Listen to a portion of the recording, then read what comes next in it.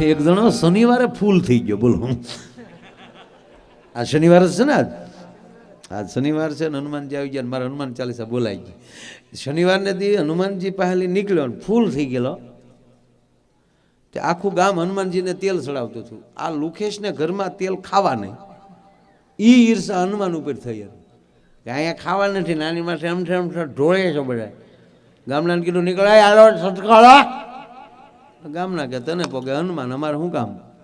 તો ગામના વૈયા ગયા. પછી પૂજારી બે ત્રણ બીજા બેઠેલા એને કીધું નીકળો, હાલો બાપુ જય સિયારામ કરો હાલો.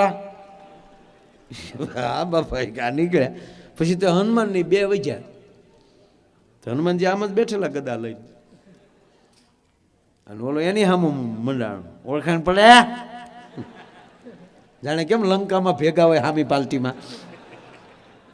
હનુમાનજીને કીધું ઓળખાણ પડે? હનુમાનજીને શું કે એક ગદા ભેગો ગોટો વાળી દઉં, પણ હનુમાનજીએ નક્કી કર્યું કે રાવણ માર્યા પછી આવાને મારીએ તો વેલ્યુ ઘટે આપણી. ખરેખર બાંધવામાં લેવલ ગોતવું. હા, આપણી પાસે ફોર વ્હીલ થઈ જાય પછી સાયકલ વાળાને તુકારો કરવાનો આપણો કોઈ અધિકાર નથી રહેતો. ઘણા તો ટ્રાફિકમાં જતા જ નથી, રેકડી વાળાની આમ આખી હાક ને એલા ભાઈ એ બિચારો ધક્કો મારીને જાય, તું ઘડીક ઊભો રહે ને તારે તો લીવરની ફેટકી જ દેવીશ. પણ નહીં, લેવલ. આપણે ટૂંકા રસ્તા હોય, સિંગલ રોડ હોય, અને આપણી પાસે ગાડીઓ એલોઝન લાઇટવાળી હોય, તો સામે કોઈક મોટરસાઇકલવાળો બાઇકવાળો આવતો હોય તો આપણે છે એક શીલો હેઠો ઉતાર લેવો. એ લટક્યો હોય તો બિચારો પડે, એને સામે સામે ન જવા દેવાય. તેવડ હોય તો ડમફરિયાને સામે સામે જવા ગયો ને, ત્યાં તો ખીખી ખી કરતા હેઠા વે જાય, પીધે ન લાગે નાના જાને. એટલે હનુમાનજીને થયું કે આગળ એ અને ગદાય ન મારવી પડે. આખી રામાયણમાં હનુમાનજીએ ક્યાંય ગદા નથી માર્યો. આખી રામાયણમાં ક્યાંય એવો ઉલ્લેખ નથી કે હનુમાનજીએ કોઈને ગદા મારી હોય. એ એવું કહેવા માંગે કે હથિયાર રાખો પણ ઉપયોગ ન કરો. આખી રામાયણમાં ક્યાંય છે જ નહીં હનુમાનજીએ કોઈને ગદા મારી હોય. હાથ વજ્રવર ધજા બિરાજ, મુષ્ટિકા મારી છે, ઝાડવા ખેંચીને નાખ્યા છે, ગદાનો ઉપયોગ જ નથી કર્યો. પણ એક જગ્યાએ એકવાર કર્યો, એ રામાયણમાં નથી લખ્યું. એ કહું તમને, રામ થાકી ગયા બાણ મારી મારી. જેવું બાણ મારે ને, જ્યાં માથા કપાઈ જાય તો પાછા નવા ફૂટે. રામને પરસ્યો વળી ગયો કે આ છે હું, આ સાયનાનું લાગે માળું. આપણે ચાઇનાના વડાપ્રધાન આવ્યા હતા ને, તો કોકે આપણે ભાભલાવને કીધું ચાઇનાના વડાપ્રધાન આવ્યા હતા, કે ઓરિજિનલ કેદી આવી છીએ? આપણે ભાભલા હો, ભીણ્યા નહીં પણ ભૂખા કાઢી લાગે. પેલા તો ખબર ને, ગામડામાં આપણે છાપું વાંચતા, એખાદું દૂધના કેનેરે છાપું આવતું, અને આખા ગામમાં એખાદા બાપાને વાંચતા આવડતું. એ વળી ચશ્માને હિંદરી બાંધી હોય, ઓલી હુતળી, એ ચશ્મા પહેરીને આમ આમ વાંચતા બેઠા બેઠા. તે બાપા બોલતા હતા, રાજકોટમાં કમળાએ 8નો ભોગ લીધો. થાય એક બાબા કે હૈશિયાબાઈ લોટકી હો, એ રોગ રોગ. ગજબ ગજબ બાબલાવ ગજબ.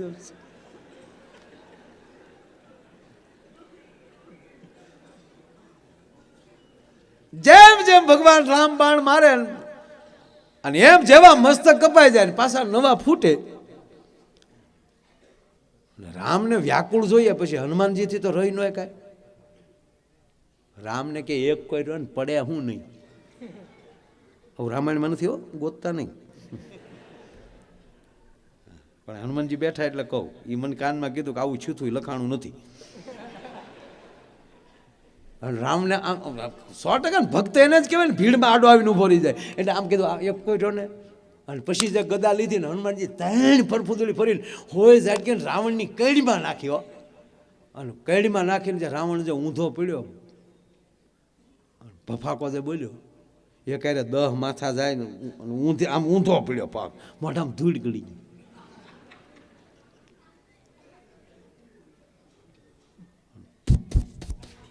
આમ કરતો રાવણ ઊભો થયો. જેમ જેમ ધૂળ ખખેતો ગયો ક્રોધ ચડ્યો. ભાઈ તપેલ ત્રાંબા જેવી રાવણને આખ્યું. એ ઘા કોણે કર્યો? કોણે ઘા કર્યો?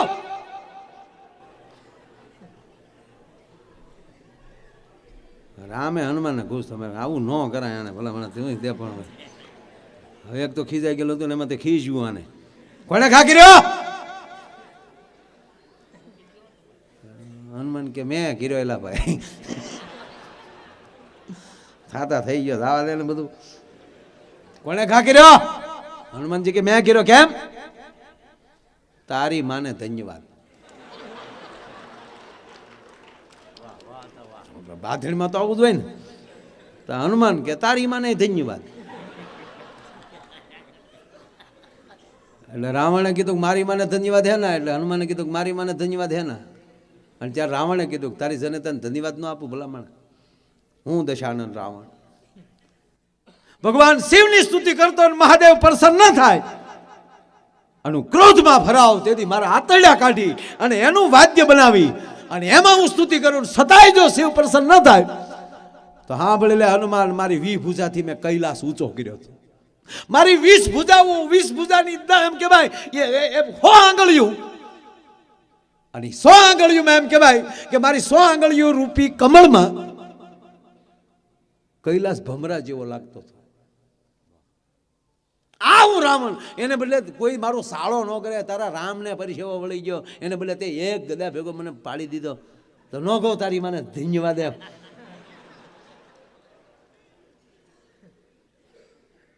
હવે રાવણે કીધું તો મારી માને ધન્યવાદ હે ને આપ્યા. તો હા ભલે લુકેશ, હું હનુમંત,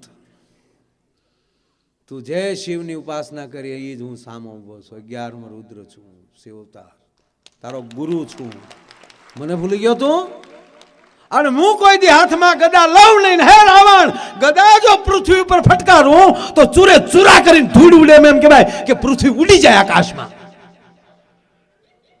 અને ભૂલથી કોઈના માથા ઉપર મૂકી દીધી હોય તો હોહળવો પતાળમાં વયો જાય. એને બદલે તું મર્યો નહીં, પીડ્યો નહીં, પાતાળમાં ન ગયો, ખાલી હું છું ન કહું તારી મને ધન્યવાદ એમ.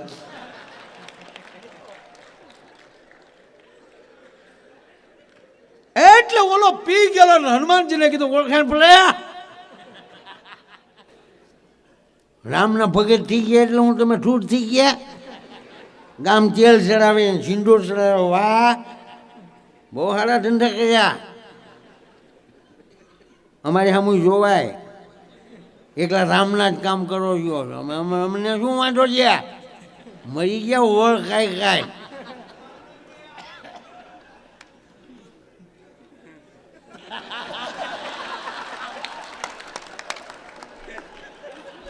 અને સાંભળી લેજો હનુમાનજી, તમે કઈ સારા ધંધા નથી કર્યા. લે ઓલો હનુમાનજી મળ્યો કહેવાય.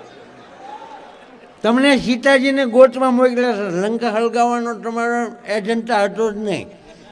આ એજન્ટા બાઈનું કામ કર્યું તમે, અને ભલામણા લંકા હળગાવી નાખી, ભડ ભડ વાંજર વેરા કી જાય. રોજ હોનાની હતી ભલામણા આખી હળગાવી નાખી. એને કરતા એટલો ઢેકલો લઈને આવ્યો તો તમારું શું જાતું જુઓ. ઠીક છે, જે થવું ઠીક કરી નાખ્યો, કાંઈ વાંધો નહીં. કાલ આવે 11,000 રૂપિયા રોકડા રાખજો ને કરે હેગી નહીં થાય એમ કે તલવાર કાઢી. કાલ આવું છું પાછું આના ટાઈમે 11,000 રોકડા. સમજાઈ ગયો? રામ જય હનુમાન જાજા. હનુમાનજી હનુમાન કરી એટલે પછી આ તો એટલું કહીને વયો ગયો. પછી ભાઈ મંડળ હલવાનું કે કાલ રવિવાર બેંકે બન્યું હોય, આપણી પાસે 11,000 પીડ્યા નથી, હમણાં જ પ્રતિષ્ઠા કરી, મંડળ નાનું, અને આ તલવાર લઈને કાલે આવે ને મૂર્તિની તલવારની પીસી મૂર્તિને અડી જાય ને ખંડિત થાય, પાછી જયપુરથી મૂર્તિ લાવવી, માથા ભારે માણા, અને કંઈ કહેવાય નહીં. હવે કરવું શું? તો મંડળમાં કોઈ પીઠ હોય ને ત્યાં ચિંતા કરો, મેં કામ કરો. શું આ મેન મૂર્તિ છે ને એની આડું પાર્ટેશન કરી નાખો, અને ગામમાંની સિનાઈ માટીની નાની મૂર્તિ આગળ મૂકી દો, એનું જે કરવું એ ભલે કરે. તો ઓલો બીજે દી આવ્યો ને તલવાર કાઢી, હનુમાનજીની નાની મૂર્તિ, તેને સમજો કે એ તાર બાપા ક્યાં ગયા.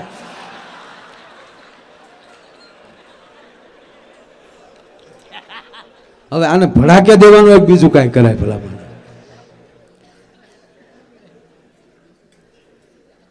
અને ખરેખર જીવનમાં આપણી પાસે બધું હોય, પણ જો મોજ ન હોય ને તો સારું કાંઈ રૂપિયો કાંઈ ન આવે.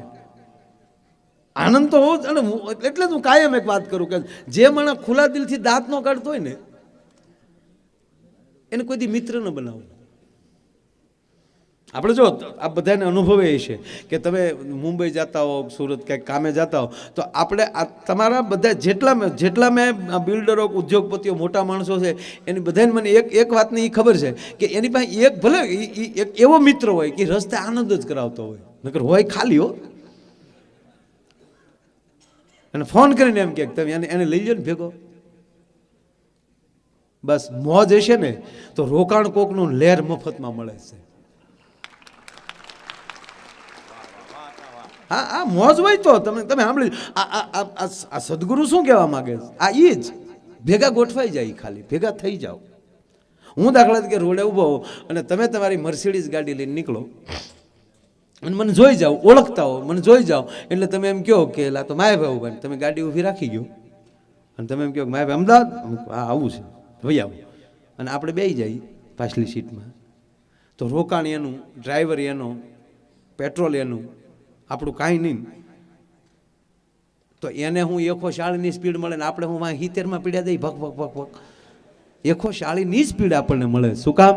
એની હારે ગોઠવાણા છે ત્યારે સાહેબ, એની ભેળા થાય ત્યારે.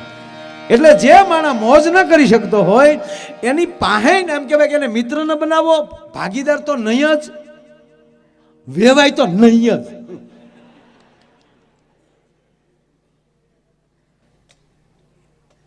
એના પાડોમાં ન રહેવું, અડધી કિંમતમાં બંગલો વેચીને નીકળી જવું. કારણ કે સવારમાં હામો મળ્યો ને તો અફકન થાય. આપણે પ્રોગ્રામમાં જવા નીકળ્યા તો આપણે આમાં મોગો સર પ્રોગ્રામમાં જાવ, નાના તારા બાપનું હરવણું કરવા જાય. એમ અમારે હકાદાન હમણાં કહેતા હતા, હકાદાન ગઢવી બહુ સારું બોલે.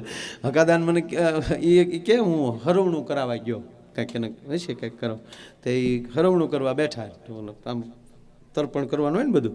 એટલે ગોર બાપા જે કોઈ છે એ બોલતા જાય, ઓમ નમઃ સ્વાહા, મૂકો 500 રૂપિયા.